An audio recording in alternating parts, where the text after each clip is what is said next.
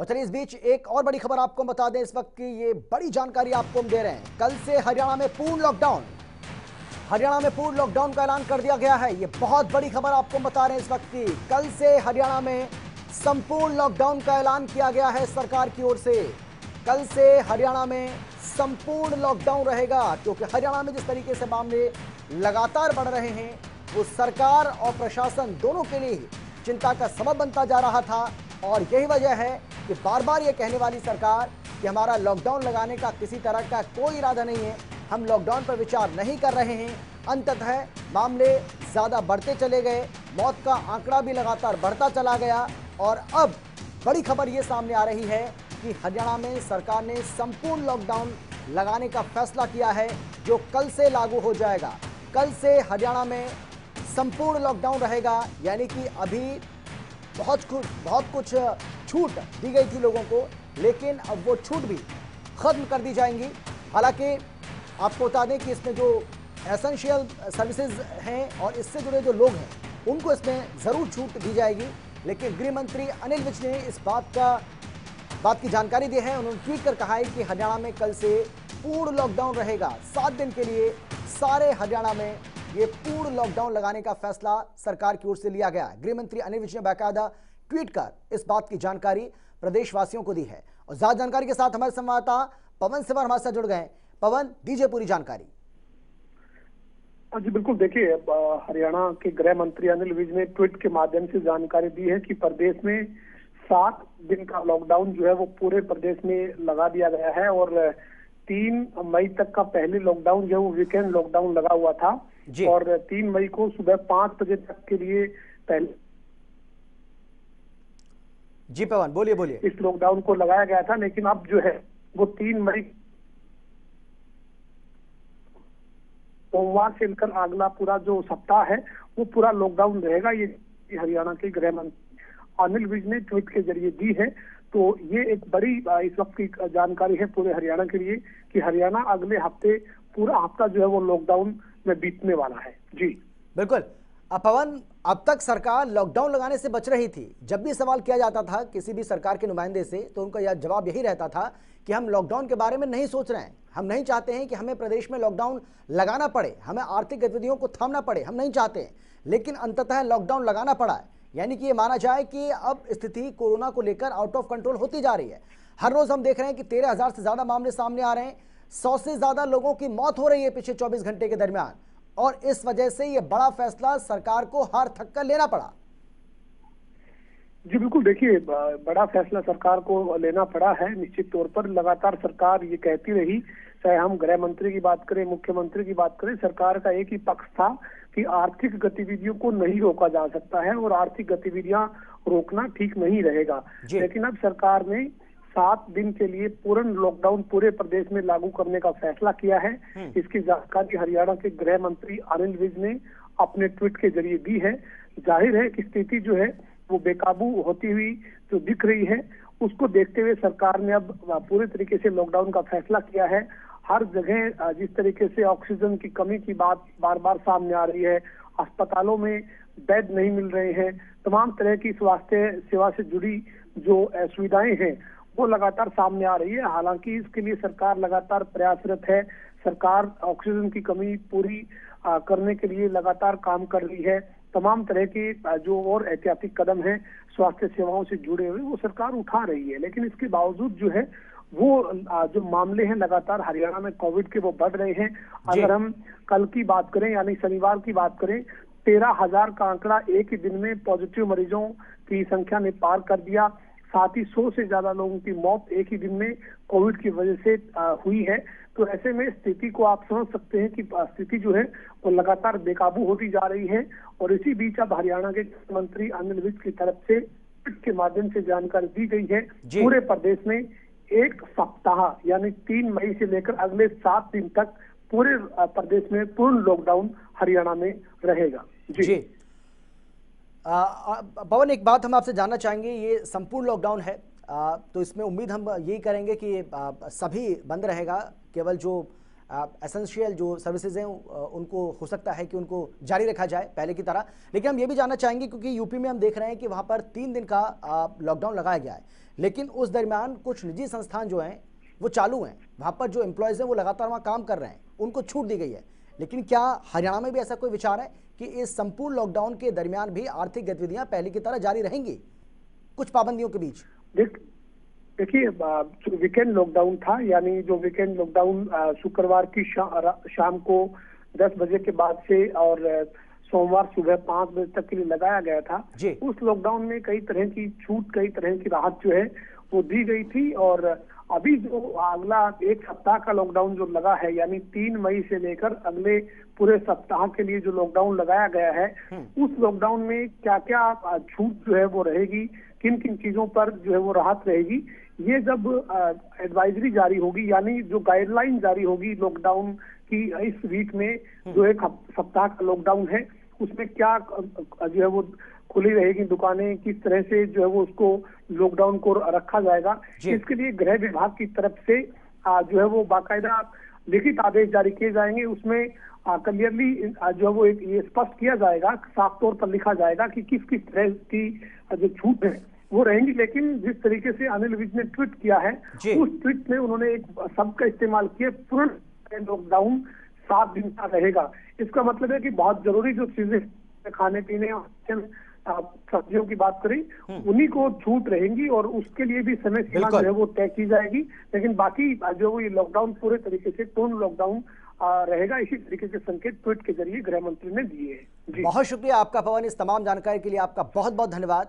और अब सीधा रुख करेंगे गुरुग्राम से हमारे संवाददाता नीरज वशिष्ठ हमारे साथ जुड़ गए और इसके साथ ही फरीदाबाद से हमारे संवाददाता गजेंद्र राजपूत हमारे साथ जुड़ गए। हम दोनों आपके पास आएंगे, लेकिन उससे पहले मैं नीरज आपके पास आना चाहूंगा, क्योंकि गुरुग्राम की अगर बात करें तो यहाँ पर सबसे ज्यादा मामले सामने आ रहे हैं, मौतों की संख्या भी लगातार यहाँ पर बढ़ रही है और आज हालात ये हो गए हैं कि सरकार को संपूर्ण लॉकडाउन लगाने का फैसला लेना पड़ा है प्रदेश में। कैसे देखें? बिल्कुल अमित, देखिए लोग है वो चाहे या वीकेंड लॉकडाउन बात नहीं आए थे, मॉब इकट्ठे हो रहे थे, शादियों का सीजन चल रहा है तो शादियों में लगातार भीड़ इकट्ठा हो रही थी लोगों की, जिससे लोग जो संक्रमण है वो लगातार खतरनाक स्तर पर पहुंच गया था। जो मौतों का आंकड़ा है वो लगातार जी चलिए नीरज, कुछ तकनीकी खामी है, आपके पास हम आते हैं और आप अपनी बात को पूरी भी कीजिएगा। लेकिन इस बीच हम अब सीधा रुख करेंगे, गजेंद्र राजपूत भी हमारे साथ जुड़े हुए हैं फरीदाबाद से। गजेंद्र, फरीदाबाद भी प्रदेश का वो जिला है, ये वो शहर है जो गुरुग्राम के बाद सबसे ज्यादा प्रभावित है कोरोना से। यहाँ लगातार मामले सामने आ रहे हैं, मौतों की संख्या भी यहाँ पर बढ़ रही है और आज संपूर्ण लॉकडाउन का ऐलान कर दिया गया पूरे प्रदेश में। कैसे देख रहे हैं फरीदाबाद के लोग इस संपूर्ण लॉकडाउन के ऐलान को? जी बिल्कुल, आपको बता दूं कि फरीदाबाद में जो स्थिति फिलहाल है कोरोना की, हुए संपूर्ण लॉकडाउन वो कहीं ना कहीं की मांग पहली बार देखा गया। फरीदाबाद के जो व्यापारी हैं, दुकानदार हैं, लोग हैं, वो चाह रहे हैं कि फरीदाबाद में तरीके से लॉकडाउन लगाया जाए जिस टुकड़ों में लॉकडाउन चल रहा है। की बात गजेंद्र, आपका ऑडियो भी ठीक नहीं है, हम कोशिश करेंगे, आप अपनी तरफ से भी देखिए थोड़ा सा, अगर कहीं दिक्कत है तो उसको सही करिए, उसके बाद मैं आता हूं आपके पास। नीरज, अब क्या आप सुन पा रहे हैं ठीक से? नीरज, आपको आ रही है हमारी आवाज? जी जी बोलिए, आप अपनी बात पूरी कीजिए नीरज। पहले आपकी आवाज ठीक से नहीं आ रही थी हमें, बोलिए। देखिए बिल्कुल, वीकेंड जो लॉकडाउन था उसके अंदर भी लोगों की लापरवाही सामने आ रही थी, लगातार मॉब इकट्ठे हो रहे थे क्योंकि शादियों का सीजन है और ये खुशियां जो हैं वो हर परिवार के लिए महत्वपूर्ण होती हैं। लेकिन बावजूद इसके जो जिला प्रशासन की तरफ से गाइडलाइन थी, जो प्रदेश सरकार की तरफ से गाइडलाइन थी कि केवल 20 ही लोगों को शादी विवाह समारोह के अंदर इकट्ठा होने की अनुमति थी, लेकिन इसका कहीं पालना नहीं की जा रही थी, जिससे लगातार जो संक्रमण है वो खतरनाक स्तर पर पहुंच गया था। मौतों का आंकड़ा लगातार बढ़ रहा था, जिसको देखते हुए प्रदेश सरकार ने हालांकि देर से फैसला जरूर लिया, लेकिन सही फैसला लिया है, क्योंकि साइबर सिटी गुरुग्राम प्रदेश में सर्वाधिक संक्रमित मामलों के अंदर पहले पायदान पर खड़ा है। मौतों के जो आंकड़े आ रहे हैं वो पहले पायदान पर खड़ा है। तो संक्रमण जिस तरह से बढ़ रहा था साइबर सिटी में, प्रभावित इलाकों के अंदर जिस तरह से प्रदेश सरकार ने लॉकडाउन लगाने की पहल की थी, वीकेंड लॉकडाउन लगाने की पहल की थी, अब गृह मंत्री ने यह आदेश दिए हैं कि 7 दिन तक लॉकडाउन की व्यवस्था को लागू रखा जाएगा।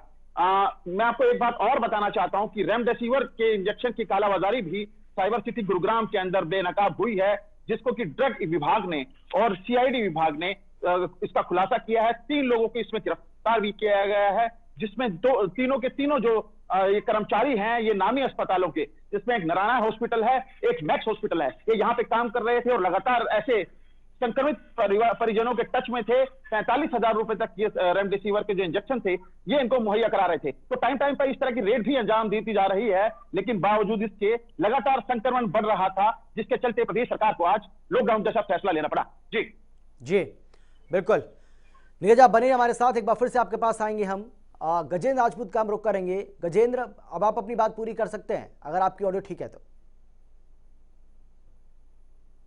मैं बता रहा था कि फरीदाबाद में जरूर पूरी तरह से जो स्थिति है वो बिगड़ी हुई है, और इसको लेकर जो फरीदाबाद के लोग हैं, फरीदाबाद के व्यापारी हैं या दुकानदार हैं, वो मांग कर रहे थे कि फरीदाबाद में टुकड़ों में जो लॉकडाउन चल रहा है, चाहे वो वीकेंड लॉकडाउन हो या नाइट कर्फ्यू हो, उससे कोई फर्क नहीं पड़ रहा है। और उनकी मांग थी कि पूर्ण तरीके से लॉकडाउन लगा दिया जाए, चाहे वो 1 वीक का हो या फिर 2 वीक का हो, जिससे जरूर कोरोना की चैन टूटेगी और जो आंकड़े लगातार बढ़ रहे हैं उनमें जरूर कमी आएगी। और आज जो फैसला लिया गया है गृह मंत्रालय की ओर से, वो सटीक फैसला है, सही समय पे नहीं कहा जा सकता कि लिया गया, क्योंकि शायद इसको कुछ समय पहले लेना चाहिए था।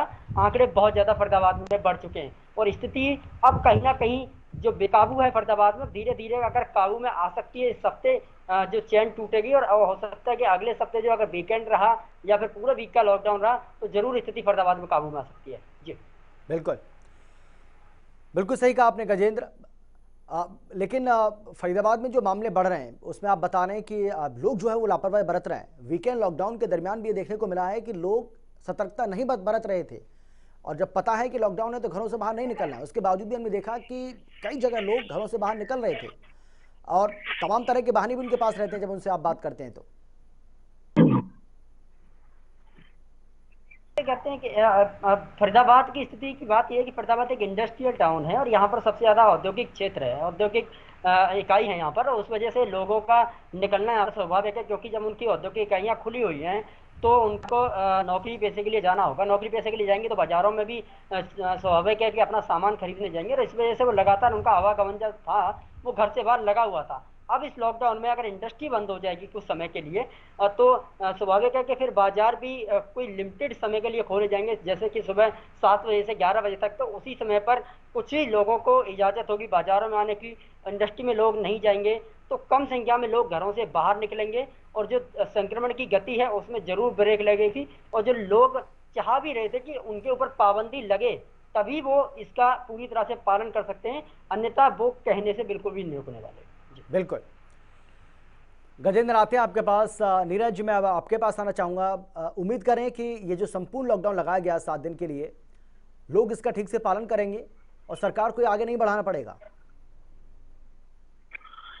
बिल्कुल, देखिए जो गाइडलाइन है लॉकडाउन की उसके अंदर किस किस चीज को छूट दी जाती है एसेंशियल सर्विसेज के अलावा, क्योंकि जो वीकेंड लॉकडाउन था उसमें जो इंडस्ट्री थी उसको चलने की छूट दी गई थी। अब ये देखने वाली बात जरूर होगी, क्योंकि उद्योग जगत जो है वो पहले ही आर्थिक मंदी के दौर से गुजर रहा है अमित। अब ऐसे में 7 दिन के इस लॉकडाउन के बाद क्या कुछ स्थिति रहती है उद्योगों की, उद्योगपतियों की, या फिर जो इंडस्ट्रियल एरिया हैं उनमें काम करने वाले जो मजदूर हैं उनकी। पहले ही प्रवासी जो मजदूर थे यहाँ से पलायन कर तकरीबन 10 से 15 हजार की संख्या में गुरुग्राम से बाहर जा चुके हैं। उन्हें खतरा था कि कहीं ना कहीं लॉकडाउन जैसी व्यवस्था को लागू न कर दिया जाए, क्योंकि नाइट कर्फ्यू के बाद लोगों के मन में एक कौतूहल था, जिसके बाद प्रवासी मजदूर यहां से पलायन जरूर कर गए, जिसके बाद इंडस्ट्री की हालत और ज्यादा पतली थी।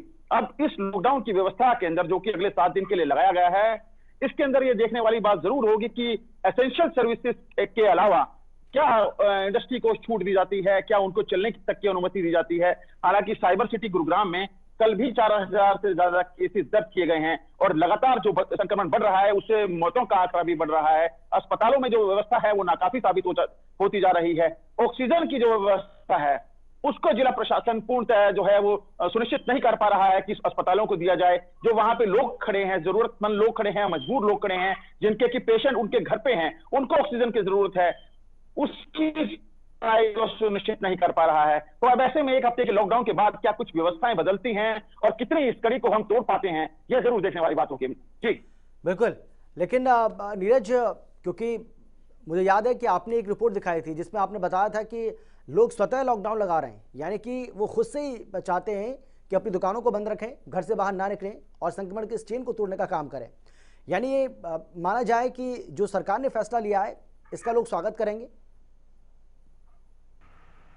बिल्कुल, देखिए जनता टीवी ने अपने 3 दिन या 4 दिन पहले की रिपोर्ट में ही दिखाया था कि जनता ने स्वयं का लॉकडाउन लगाना शुरू किया था। उसके बाद राव इंद्रजीत का एक ट्वीट आया था जिसमें कहा गया था कि जनता स्वयं का लॉकडाउन लगाए। तो राव इंद्रजीत ने भी एक संदेश जरूर देने की कोशिश की थी प्रदेश सरकार को कि उनको लॉकडाउन की व्यवस्था के बारे में सोचना चाहिए, क्योंकि अस्पतालों के अंदर जिस तरह से बेड की व्यवस्था नहीं है, वेंटिलेटर की व्यवस्था नहीं है, आईसीयू बेड की व्यवस्था नहीं है, ऑक्सीजन की व्यवस्था नहीं है, तो ऐसे में एकमात्र उपाय बचता है कि लॉकडाउन की व्यवस्था की तरफ जाएं। तो हालांकि लेट जरूर फैसला लिया है, देरी से फैसला लिया गया जरूर कहा जाएगा इसे। इसके चलते ही लोगों ने स्वयं का लॉकडाउन लगाना शुरू किया था, जिसमें बर्तन मार्केट थी, जिसमें कपड़ा मार्केट थी, जिसमें ज्वेलर्स मार्केट थी, जिसमें की चूड़ियों की मार्केट थी। ये तमाम जो चीजें थी ना, इन्होंने पहले ही अपने आप को लॉकडाउन करना शुरू कर दिया था, एक संदेश देने की कोशिश की थी। आप दोनों का बहुत बहुत शुक्रिया, समय की कमी है। बहुत बहुत धन्यवाद आपका इस तमाम बातचीत के लिए।